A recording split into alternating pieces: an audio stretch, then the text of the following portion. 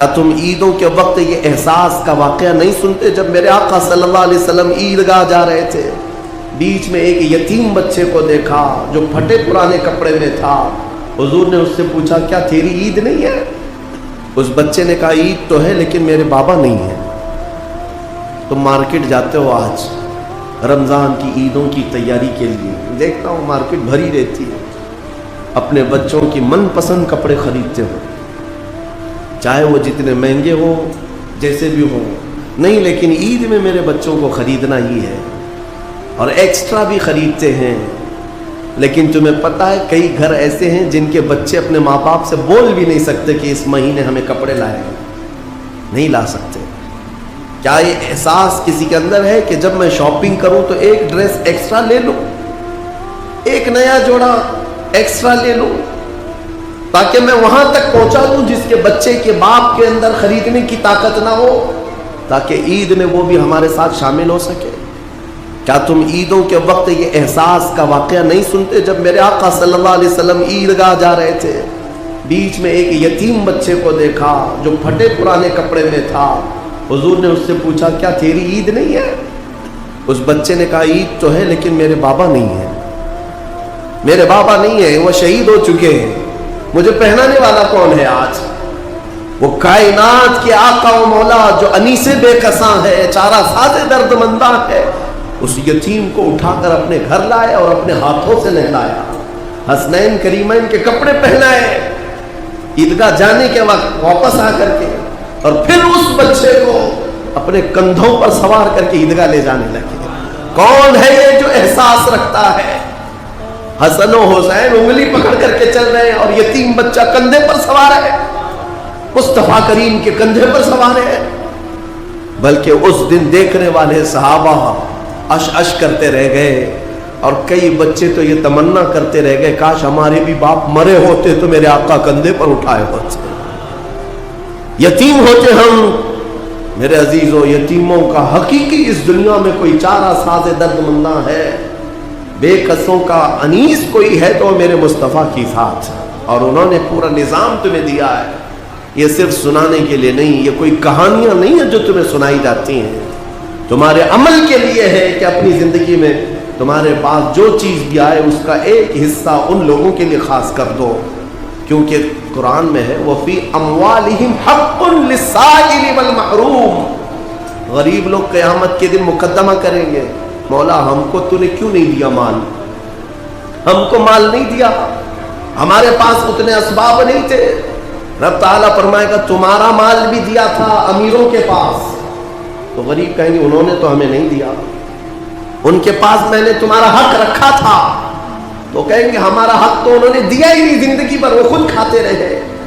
اس بات پر ان امیروں کی پکڑ ہوگی، میں نے تمہیں جو مال دیا تھا وہ سب تمہارے عیش کے لیے نہیں، مانگنے والے اور محروم لوگوں کا حق بھی میں نے تمہارے مال میں رکھا تھا۔ تم یہ سمجھتے رہ گئے کہ سارا مال ہمارا ہے، کیوں دیں گے ہم دوسروں کو؟ جس قدر دو گے اللہ اتنا نوازے گا، اس کا وعدہ برحق ہے، اس کا وعدہ برحق ہے۔ اللہ تعالیٰ فرماتا ہے بنی آدم تم مجھے دے دو اپنا صدقہ، میں تمہارے صدقے کی ایسی حفاظت کروں گا کہ قیامت تک نہ جلے گا نہ گھٹے گا۔ جب سب سے زیادہ تجھے حاجت ہوگی اس دن میں قیامت کے دن تیرا سارا مال نفع کے ساتھ لوٹاؤں گا، نیکیوں کے ساتھ لوٹاؤں گا، یہ اللہ کا وعدہ ہے، حدیث میں ہے۔ لیکن یہاں لوگوں کو ایسا لگتا ہے کہ ہم کچھ دے دیں گے تو گھٹ جائے گا۔ میرے عزیزوں، ایکسٹرا خیرات کرنا تو دور کی بات ہے، 2.5% جو زکوٰۃ ہے وہی لوگوں کی باقی رہ گئی، ابھی 2.5% یہ نہیں نکال پاتے، دوسرا کیا خیرات کریں گے؟ اللہ نے 97.5%، 97.5 آپ کے پاس چھوڑ دیا ہے کہ یہ سب مال تمہارا ہے، 2.5 خالی دے دو اللہ کی راہ میں، اس پر بھی لوگ سانپ کی طرح بیٹھے ہوئے ہیں، کتنوں کی تو زکوٰۃ نہیں نکلتی، ہیلے بہانے، ہیلے بہانے کہ ہمارے مال میں کیا اس پر بھی زکوٰۃ ہوگی، اس پر بھی زکوٰۃ ہوگی۔ 2.5% کے لیے کتنے بہانے آتے ہیں، لوگ اس قدر پوچھتے رہتے ہیں۔ تم جب رات کے وقت عیاشی کرنے کے لیے جاتے ہو تو کسی سے سوال نہیں کرتے کہ یہ مال اتنا دوں یا نہیں دوں، اتنے کی ہوٹل بازی کروں یا نہیں کروں کسی سے نہیں پوچھتے. اپنے من پسند چیزیں خریدنے کے لیے مارکیٹ میں جائیں تو کسی سے نہیں پوچھتے. لیکن اس کے لیے کئی مسائل پوچھے جاتے ہیں. کیا اس پہ بھی زکات ہے؟ اس پہ بھی ہے. سونا ہے، چاندی ہے، مال تجارت ہے، دکانوں میں جو تمہارے مال رکھا ہوا ہے اس پر زکات ہے، ہر سال زکات ہے. تم نے اپنی دکان میں 10 لاکھ کا مال رکھا ہے تو اس پر زکات ہے. 1 لاکھ کا مال رکھا ہے اس پہ زکات ہے. اور تمہارے گھر میں سونا اور چاندی جو جمع ہے اس پر زکات ہے. مسلسل میرے پاس سوال آتے ہیں کہ سونا بھی ہے ہمارے پاس، چاندی بھی ہے، لیکن پیسہ نہیں ہے، زکات کیسے دیں گے؟ میاں کیوں رکھو پھر سونا چاندی؟ اس کو کاٹ کے دو زکات. اگر پہننے کا اتنا شوق ہے تو پھر زکات بھی دو، ورنہ یہ مال قیامت کے دن تمہارے گلے کا سانپ بنا جائے گا. اور قبر میں ایک سانپ اس پر مسلط کیا جاتا ہے جو زکات دبا کر کے رکھتا تھا. وہ اس کی ناک کی ہڈی کو قیامت تک چوستا رہے گا وہ سانپ، اور وہ ہٹانے کی کوشش کرے گا میت کہ ہٹ جا. تو سانپ اس سے کہے گا کہ کیوں تو مجھے ہٹاتا ہے؟ میں تیرا وہی پسندیدہ مال ہوں جس کو تو دبا کے رکھتا تھا.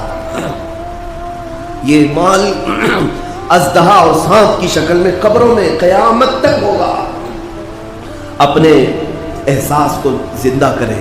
میں ایک بات بتاتا ہوں، اسلام کا نظام.